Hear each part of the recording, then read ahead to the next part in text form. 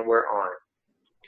Good afternoon. This is Linda DeGutis, and I'd like to welcome you to the American Public Health Association webinar on addressing gun violence by capitalizing on the power of narrative.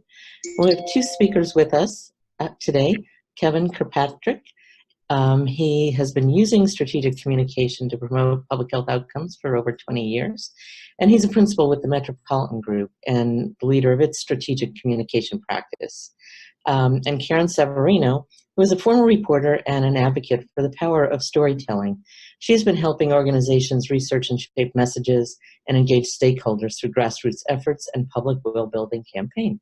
And she's an executive vice president with Metropolitan Group. So I'll turn this over now to Karen and Kevin, who will take us through the slides, and then we'll have an opportunity for questions. Thank you, Linda.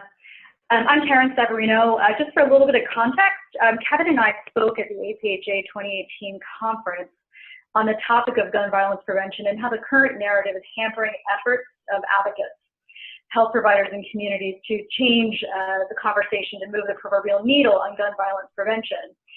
During that conversation, we elicited lots of great ideas and thinking, and our hope is that today's conversation will continue to drive the topic forward, and we'll talk a little bit at the end about next steps and where we might go from here. So before we get started, we always like to just begin by acknowledging that the issue of gun violence has impacted many of you personally. We understand that, and that you work in intersections where this crosses your path professionally, and we thank you for being here. So today, here's our agenda. We're going to cover quickly our learning objectives. We're going to talk about what narrative is. We're going to share some case examples of how narrative change applies to gun violence. We have a little bit of time for questions, and then we'll do a wrap up and next steps. So we have three learning objectives for today. First is to be able to identify the core components of narrative. We'll then explain how the current narrative on gun violence is hampering efforts to promote prevention. And then finally, we'll describe steps needed to develop and advance a more effective narrative. So let's get started by talking about what is narrative. Narrative is a particular way of seeing that shapes what we believe, think, and do. So for example, the Confederate monuments.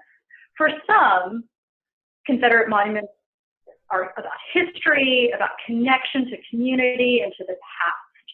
And for many of us, monuments symbolize white supremacy, hatred, and hanging on to old values. And what's interesting about this example of narrative is how long this went on, but then how quickly there was change. During the Black Lives Matter movement, there suddenly was a whole hotbed of conversation on social media, in the media, about what would happen if monuments came down. Was it time for monuments to come down? And even those who held on to history, historians, humanitarians, people working across all kinds of issues, stepped up and said, you know, just because we are taking down monuments, which indeed are symbols of hatred to so many, doesn't mean we're losing history.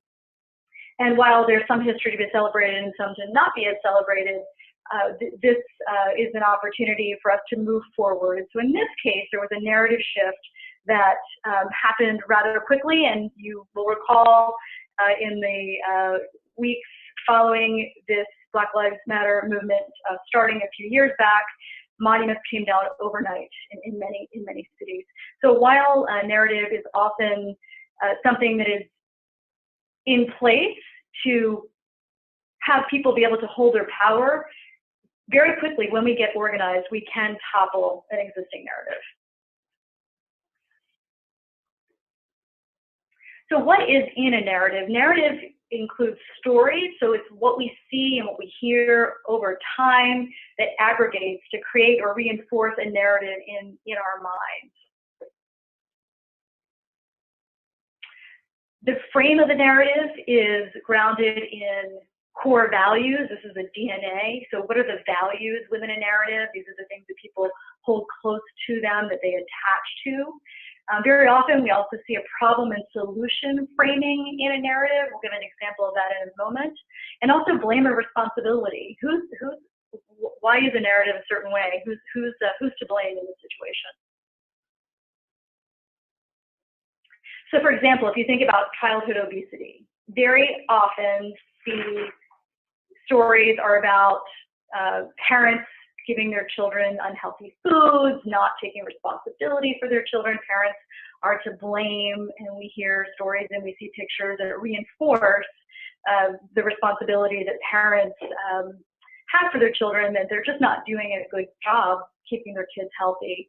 Whereas the entire systems piece is left out of this story. We're hearing more of it now, but understanding that access to healthy and fresh foods, the way we advertise and that children receive those ads, and what happens in school and communities is just as vital, if not more vital, than what parents are doing. So here's an example of a frame that is very much about individual responsibility. Bad parents are making bad choices, and then people should fix it themselves. It's no one else's problem. So the narrative becomes obesity is a choice, it's a sign of personal weakness, and it's really up to parents to make the change. Here's another example of narrative. This is, you'll see in a moment another image. These side-by-side images are of media coverage following Hurricane Katrina. And you'll see this first story is from a news source. It's got two white individuals wading through water, and the headline here is that two residents are finding bread and soda. These residents are finding bread and soda. If you look at the picture on the other side from Associated Press, it's a young black man. He is walking through chest-deep water, looting a grocery store. So simply because this person is black, he is not a resident, and he is said to be looting as opposed to finding food. So these are two examples of how narrative can be shaped up in different ways. So in the first example in AFP, the narrative is about compassion and shared responsibility. Like these poor people, we must send them help. And the other image is, oh no, we're not safe. We need to send in people to protect us because we're all in danger. And so the way the media portrays narrative is really critical in how ideas are advanced and how sometimes false narratives do take root. So the good news is, as we said earlier, is that narrative can change. And whether or not narrative can shift really comes down to receptivity versus resilience. So in other words, how receptive are you to receiving a new narrative versus how resilient and entrenched are you in your current thinking around that narrative. And the way we see it is that there's three critical factors that shape up whether you are receptive to a new or resilient against a new. And the first is experience. So what have you experienced in your own life that would make you see things a certain way? What are the values that you hold? That is the DNA of the narrative we talked about. And then the environment. You know, whether you are, if you're living in an urban area or a rural area, you're going to see things differently depending on who you spend your time with. You're hearing stories repeated through those channels. And then there's the echo chamber. So you saw those two news sources, for example. If you're listening to a particular news source and they're covering an issue one way, you begin to see it. It gets reinforced as the correct narrative. But if you're listening to lots of different sources, you might be more open to looking at things in a different way. I shared an example at our APHA presentation of having grown up in Baltimore City, and my experience was with guns in that they were a challenge. Some of our neighbors had been shot, and my experience then was that guns could kill me. They were killing people in my neighborhood. In my neighborhood, the environment I was in, people were coming together to talk about guns, how to keep our community safe. And so I grew up in a space where I felt that guns shouldn't be part of community. And I also happened to listen to the echo chamber that reinforces that message for me. But if I had grown up in a rural area and I went hunting on my 14th birthday with my father, then my take on this might be very different. So we need to think about this as we're considering how to change narrative. We've got to take into account people's experience, their environment, and the news sources that they're listening to.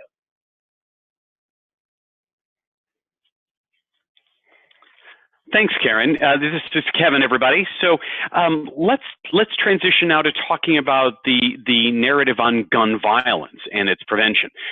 And to sum up the existing narrative on gun violence, you really only need to recite something the NRA has been saying for years. Guns don't kill, people do. Although I would suggest that over time that narrative has been built out a bit to assign blame for gun violence to people who are either quote unquote sick, meaning those with the lived experience of mental illness, or they're bad, meaning those responsible for community and domestic violence, or they're careless, meaning those who leave guns and ammunition where others, especially their children, can find them. Of course, words being what they are, these descriptors also carry hidden and sometimes not so hidden meaning and values associations. For example, in the context of media coverage of gun violence, of quote unquote sick people are much more likely to be portrayed in the media as being white, as was found in this study that's available online. There's a link at the bottom of your screen. And of course, sick people are to be pitied and to some extent excused, while bad people are much more likely to be portrayed in the media as being people of color, particularly black men, as reflected in this study, another link at the bottom of your screen.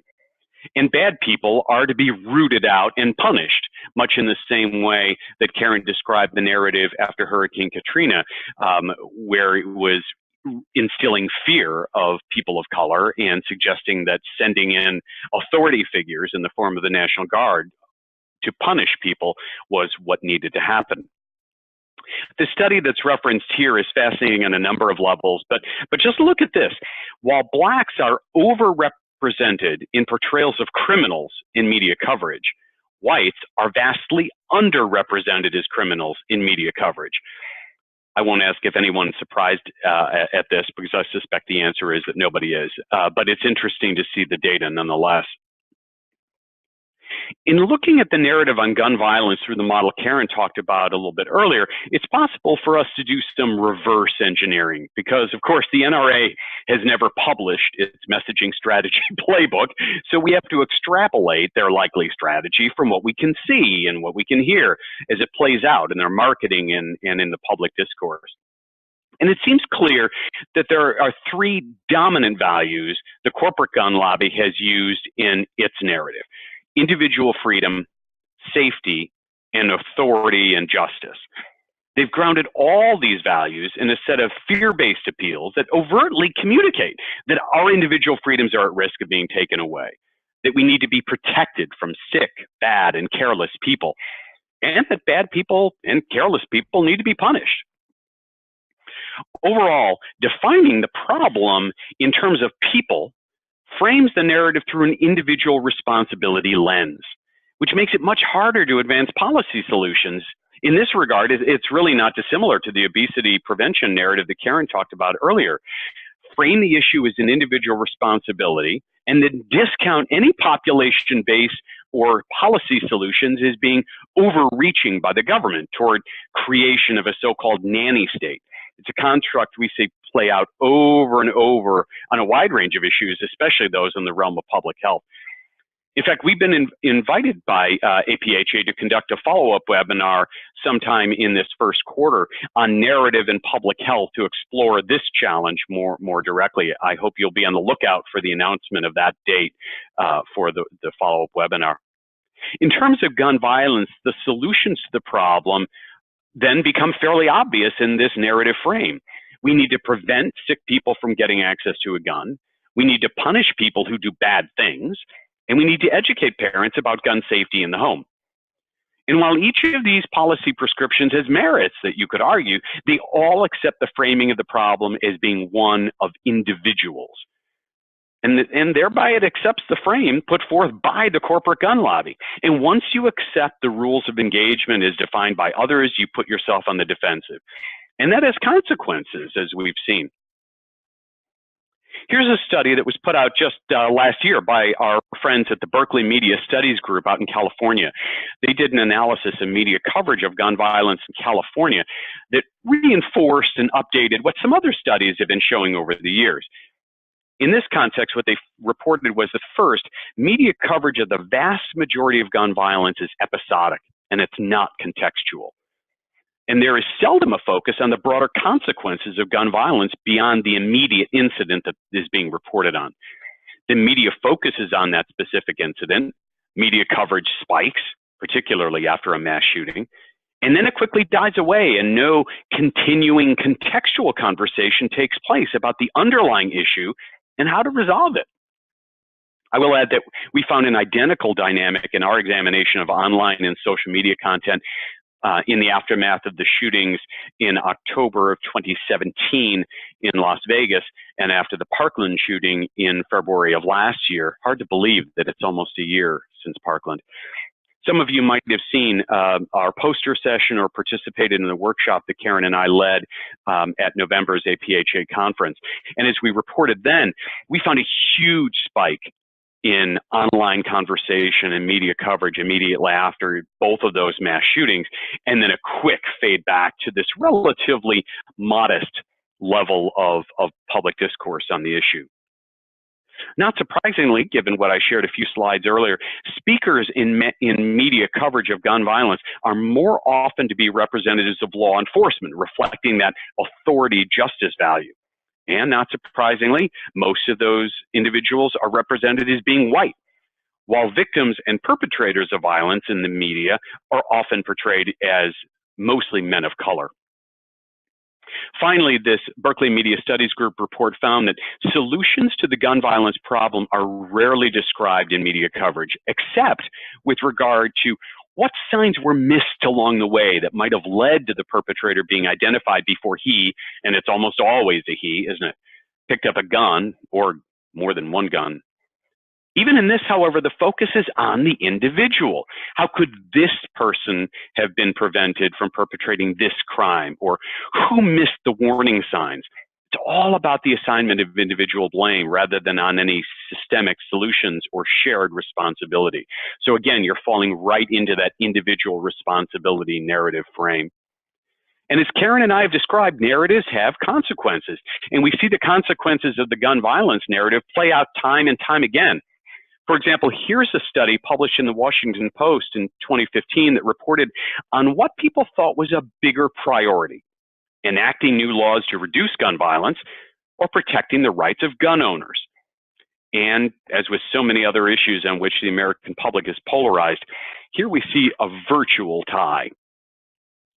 And that's not really surprising, given the fact that the corporate gun lobby is far more effective at framing the issue on its terms, delivering messages that are grounded in the core values of its constituency. While public health and gun violence prevention advocates, we tend to argue the case on its merits. We rely on facts and information to carry the day. If people just knew what we knew, they would agree with us. It's the mindset of a lot of public health advocates and certainly progressive social issue advocates. But as we all know from well-established science and vast experience, when it comes to making decisions about what to believe and what to do, values trump facts every day and twice on Sundays. In short, people accept facts and information that reflect their values and conform to their worldview, and they reject facts and information that don't. And when confronted with information that contradicts our worldview or our values, we're far more likely to just discount the information than to consider any alteration in our own worldview. And truth be told, those advancing the narrative about gun rights are far more effective than those advancing the narrative about gun safety or gun control, as we used to describe it. I mentioned a few slides back that the research we did in looking at online and social media content related to gun violence in the aftermath of the mass shootings in Las Vegas and Parkland. Here's one bit of data I wanted to share in this context today. Look at how much more online content on gun rights there was after both shootings compared to the online content focused on gun control or gun safety. Amazing disparity there. So is the Washington Post poll I cited earlier really a surprise in reflecting this virtual tie between those who think we need stronger gun policies and those who want to protect the rights of gun owners? People might intrinsically believe and support the policies that we're talking about that would help to prevent, reduce gun violence. But the overwhelming drumbeat that people hear is about the rights of gun owners. All of which brings us to the hypothesis Karen and I would like to share with you today, namely that a new narrative that is values-based and more broadly and consistently applied would stand a much better chance of promoting sustainable changes in behaviors and social norms and systems, including policies, to prevent gun violence. That's not to say that there are not good things being done and some progress being made, particularly in some states. But let's consider for a moment the vast public support in poll after poll for many far-reaching proposals to prevent gun violence compared to the far more modest policies that have actually been enacted over the years during both Democratic and Republican administrations and Congresses, I would point out. The terms of the debate are still being framed predominantly by the corporate gun lobby. And the public health and gun violence prevention sectors remain on the defensive. And that is not a recipe for sustained change in any kind of positive direction. So, what are the options in taking control of the narrative and reframing it in a way that can more effectively and sustainably drive public discourse and policy to actually prevent gun violence? Well, there are many strategic options, all of which would require close examination, but in the interest of time today, we'll focus on three.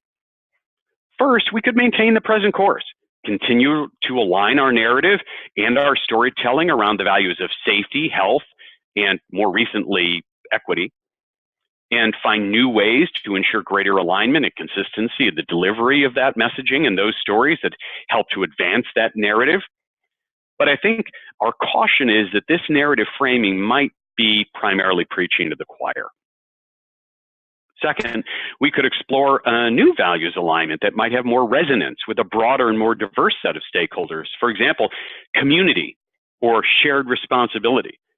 The responsibility value alignment is particularly interesting to explore both in terms of individual and shared responsibility because so many gun owners actually support policies that promote their responsible use that shows up in poll after poll.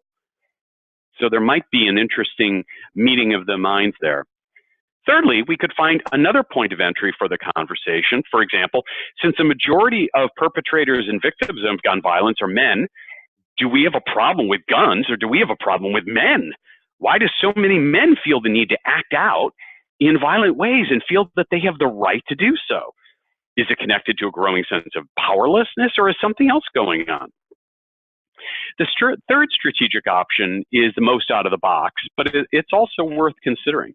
We've seen it in other contexts in our work over the years. For example, we did a CDC-funded campaign for the National Youth Advocacy Coalition to increase the rate at which young men of color were being screened for HIV, and we found through extensive research that the value of health was not their primary driver.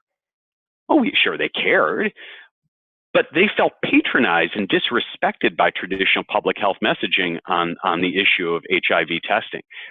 But when we reframe the narrative, ground into the value of respect in the form of the You Know Different campaign, it became the most successful campaign of its kind in generating increases in testing and retrieval of test results among young men of color. Regardless of which of the strategic options are explored, the pathway would really be the same. First, we would need to dive much more deeply into the existing narratives on gun violence, what works, what doesn't, where are there openings for us to take advantage of. Second, we'd need to identify and validate the framing elements of the new narrative through research. Throughout, we'd need to really authentically engage stakeholders, including new and potentially unexpected allies. So we build ownership in what's being created and increase the likelihood that this new narrative will be broadly and consistently used over time. And lastly, we need to continue to monitor the application of the new narrative and iterate it over time as needed to make it even stronger based on how it plays out in the field. All of this takes time, and not surprisingly, it takes money. research doesn't come easy, and it sometimes doesn't come cheap. But consider this. In 2016 alone, the National Rifle Association spent $65 million on advertising and promotion and another $81 million communicating with its own members. Of course, there's no corresponding organization, public or private, with deep enough pockets to go toe-to-toe with the NRA on a dollar-for-dollar basis. So much the pity. And that's why working collaboratively is so critical. The silos that we've been working in, the lip service to collaboration that doesn't always manifest in anything comprehensive or consistent, the one-off campaigns that come and go addressing one aspect of the policy agenda from one perspective. None of this will get us where we need to go. We're really thrilled that APHA is taking such a serious interest in the subject and considering its own role in helping to develop and deploy a new narrative on gun violence and its prevention. And we're inspired by the passion, the commitment of the folks on this call, the folks that we interacted with at the APHA conference last fall. Working together, I'm sure we can seize the moment to make a meaningful and lasting contribution to the prevention of gun violence. And with that, Karen and I want to thank you for your attention.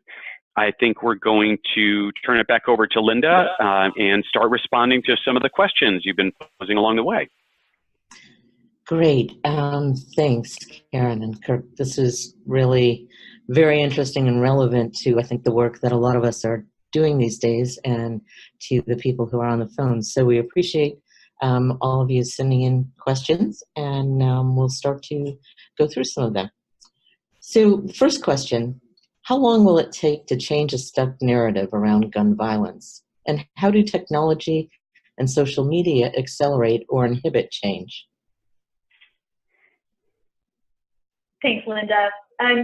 So it seems to us, and we've worked on narrative change for many different organizations over the years, it really comes down to the commitment. So to do the research, to explore the values, to understand the opposition, and shape up new narrative and corresponding messages, and thinking through who the messengers might be for those messages. The process can actually be pretty quick. I mean, it can be done in certainly less than a year. And with the right timing, with the right partners, and some really savvy tactics, we think about, for example, with social media, with media coverage, the way we can get in front of people so quickly today, and people are looking for information with every refresh of their app, there is the potential to get narrative going in the right direction. The challenge has been that we haven't had the research. There hasn't been anyone who stepped up to say, let's really get down to this. Let's invest in really understanding what are the values that could change the conversation. And if we can get over that hurdle, we could be looking at narrative change sooner rather than later. And I'd like to ask Kevin to weigh in on that as well. Yes, thanks, Karen. Yeah, it can happen quickly. I think more often, particularly with issues as complex as this, it does take a while. It can take sustained investment over a number of years to really turn the ship around. And I think one of the big challenges on this particular issue is that the gun violence prevention sector is very broad. It's very complex. There have definitely been some efforts to collaborate and convene over the years, but not as much evidence of real sustained commitment for authentic partnership and shared messaging, which would be really, really essential to success for this kind of reframing and creation and dissemination of a new narrative over time. So there'd have to be some suspension of individual self-interest for organizations who might very well continue to advocate for their own policy agendas, but we'd need to see across the sector people really embracing the narrative and telling stories that help to advance it. Okay, great. Thanks. And then how do technology and social media accelerate or inhibit these kinds of changes? Well, they can do both, can't they? In some instances, I think with the love is love narrative shift on marriage equality, social media played a tremendous role because people were really stepping up and telling their own personal stories, which people were sharing.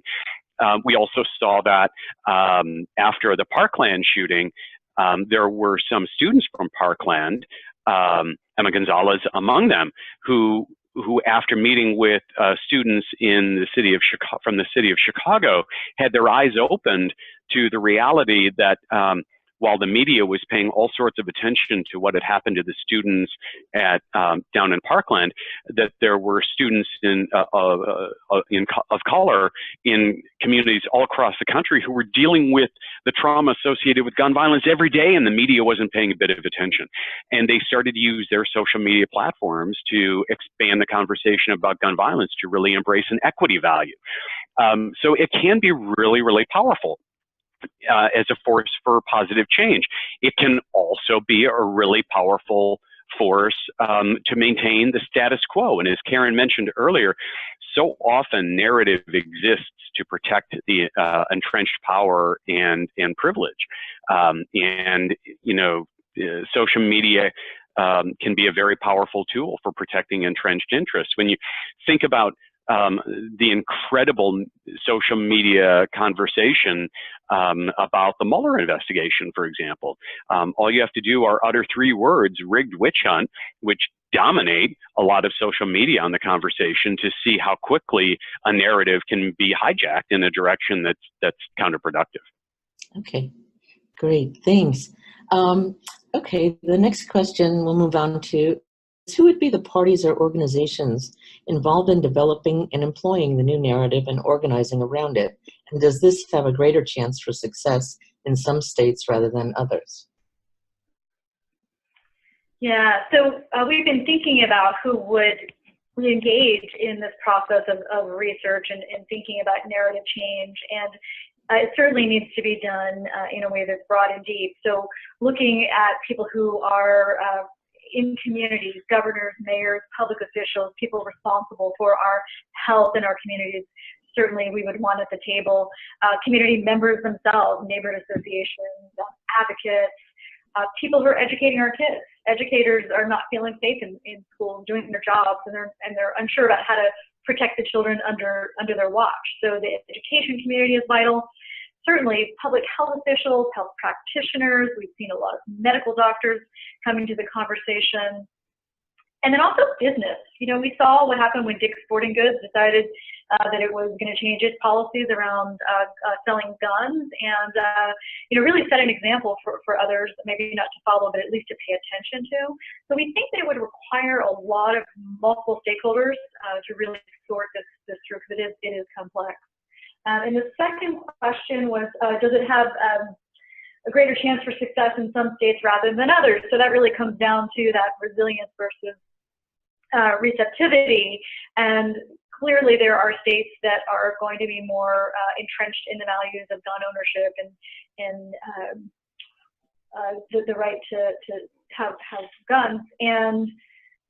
But it remains to be seen. I think until we do the research, we wouldn't really know, because again, we're looking at trying to break down the divisiveness that currently exists in the dialogue and begin to tap into values.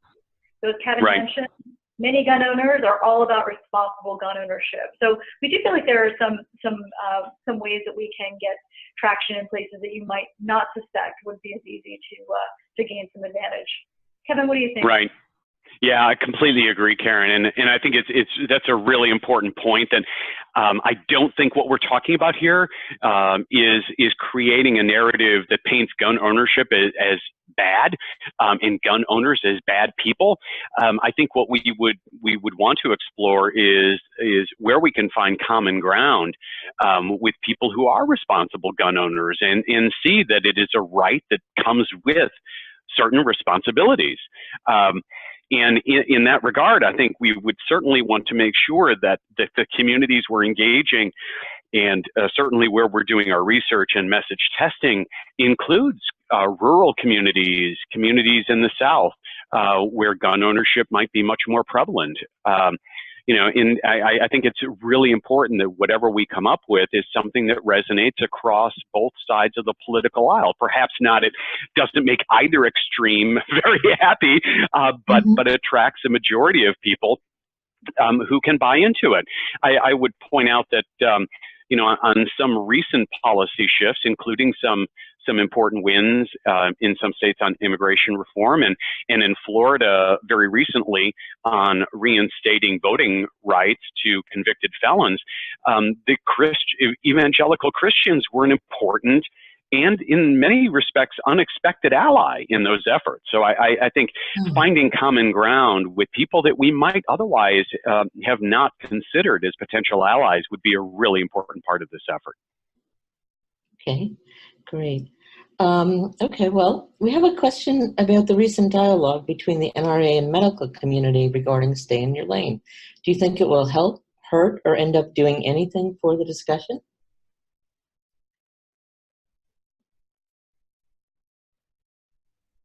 Kevin, I'll let you take that. Okay. It's hard to say. I think, it certainly seemed to be empowering for the medical community, and it certainly invited derision from the NRA and the corporate gun lobby. I think that anything that invites powerful storytelling about the impact of gun violence on people's lives is good. And I think that it's really important in the context of any kind of narrative advancement in storytelling to consider who your messengers are.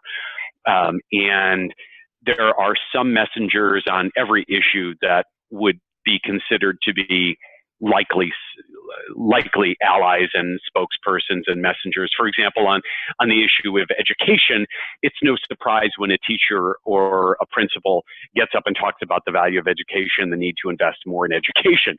So I think it's important to think about who the messengers ought to be. And I think the healthcare profession is certainly a set of messengers that should be considered.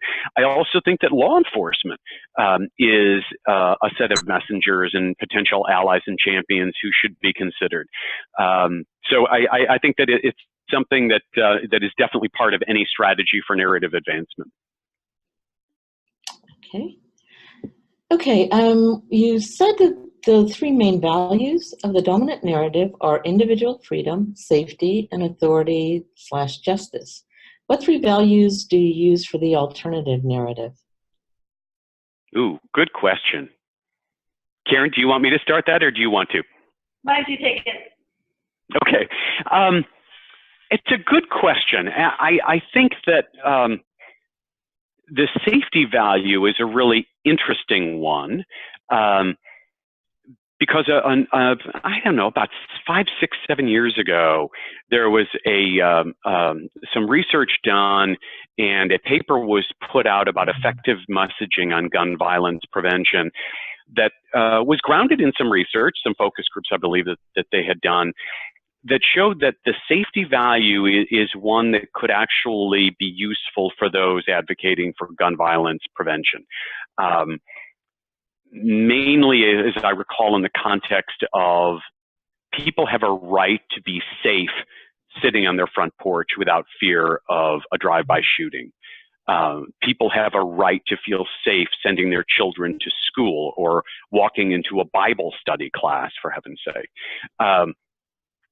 So I think that's interesting, and that abrogation of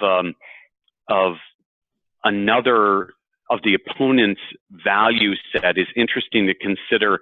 I know when we think about the smoking cessation narrative, for many years that narrative was really driven by the tobacco industry and grounded in, similarly, the value of individual freedom. Don't tell me what to do, it's my body. And even the existence of evidence of the damage caused by secondhand smoke exposure was not in and of itself enough, but when advocates across the country, including Metropolitan Group and others, started to co-opt the value of individual freedom and say, your right to smoke does not mean that you have the right to pollute my air and expose me to carcinogens. And so this freedom value became co-opted in a way that became really, really powerful. And then the secondhand smoke research became a powerful supporting piece of data to reinforce that values association. So I think that it's interesting to consider the downside in this context of the safety value is that fear, which is obviously closely associated with the safety value, fear is often a driver of entrenchment. People feeling a sense of shutting down, of looking at other people as potential threats. And I don't know on this particular issue, particularly where the equity ramifications and the assumptions about people of color that are being made about them both as victims and perpetrators of gun violence. I don't think increasing a sense of fear and otherism is going to be helpful. In fact, I think it could be really counterproductive. So I think we would need to think very closely about trying to reflect the safety value. I think there's a lot to be explored in the notion of responsibility, both shared and individual. I think that it is fair to say that individual gun owners have a right to, we have a right to expect that individual gun owners are going to be careful about how they treat their guns. I also think, though, that it's fair and absolutely necessary for us to talk about a notion of shared responsibility and taking care of our community and protecting folks. So I think the notion of responsibility is one, individual and shared, that we should explore.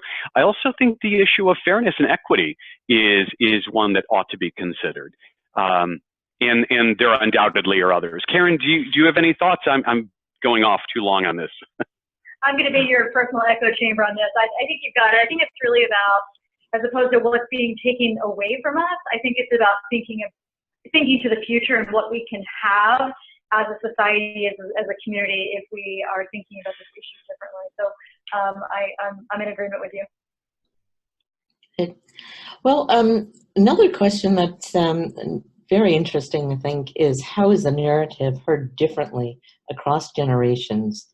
And will be useful to add this dimension to the next webinar, changing perceptions or changing values. Yeah, we'd be happy to think about that for the next webinar. In terms of how the narrative is heard differently, we do know that it is heard differently because different generations have different value sets. They have different experiences, different communities from which they're getting their stories, and so their narrative is shaping up according to generations. It's also interesting to think about how what opportunities we have now to tailor information to generations. We know in our work with messages that there's no single message anymore. It would be super and easy and great if we could do that, but we know that we've got to tailor messages for generations. So ultimately, we'd be looking to see what those differences and similarities are among various demographics, so that we can find some through lines and find some core messages that we could shape up that would appeal to most. But in any sort of effort like this, customizing content, messengers is vital to being able to get traction for new narrative. Yeah, absolutely. I would agree with that. And the other thing that I would layer into that is that people who are going to be voting in the 2020 elections are young people, have spent probably most of their lives going through active shooter drills in their schools. And what has that done to them and their perception of the gun violence issue? I also think that there's a lot of evidence that younger generations are far more receptive to considering equity ramifications of a wide range of issues. So I think definitely there is a potential opportunity there to engage young people in a way that might be very different from engaging older generations. Okay.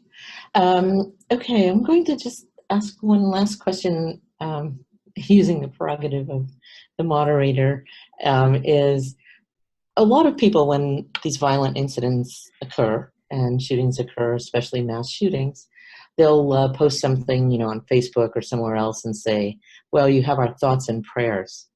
And so as people who are, in public health and who have a little more concern about this than just thoughts and prayers, how should we respond to those posts to help people understand that that's not what's going to make a difference? How do we, say something about the narrative in response to those? That's a good question. Karen, do you want to start with that, or would you rather that I? Yeah, I think so. Thoughts and prayers, there's been a real shift in how that's received because in its own essence, it's a great thing to express when someone there's a misfortune. To be able to express your sympathy is appropriate. What's not appropriate is that it stops there. And so I think building on that conversation and working to thank someone for their thoughts and prayers and then direct them to what we actually need to engage with them around, whether that's having a one-to-one conversation or coming to a forum or getting engaged in another way. Never want to create further division around this issue because there's plenty, but use that as a conversation starting point. Okay. Yeah, I would agree with that, and I think that it's individuals who are authentically expressing their concern and offering their thoughts and prayers is one thing.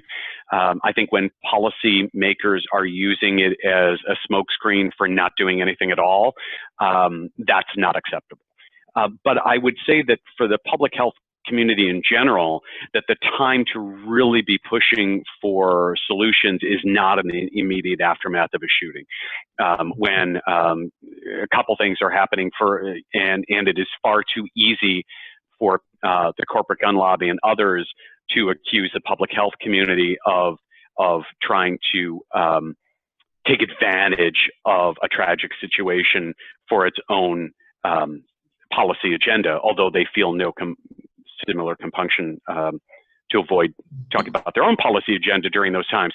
But I think that a sustained investment in time and energy to really be driving a narrative shift requires that we do it far more proactively and not only when we're in a defensive posture in the aftermath of a shooting. Great. Well, those are all the questions that we have time for. And well, thank you very much for all of your thoughts on this and actually some really great ideas as to how we can all do something about this actively and how we can work on changing the narrative. As you can see, we have contact information for both Kevin and Karen. And please join us. We'll publicize when our next webinar is, but we really want to thank Kevin and Karen for the presentations that they've made and the advice and information that they've given to us. So thank you. Our pleasure. Thank you. Thanks for having us. Mm-hmm. Great day. Great.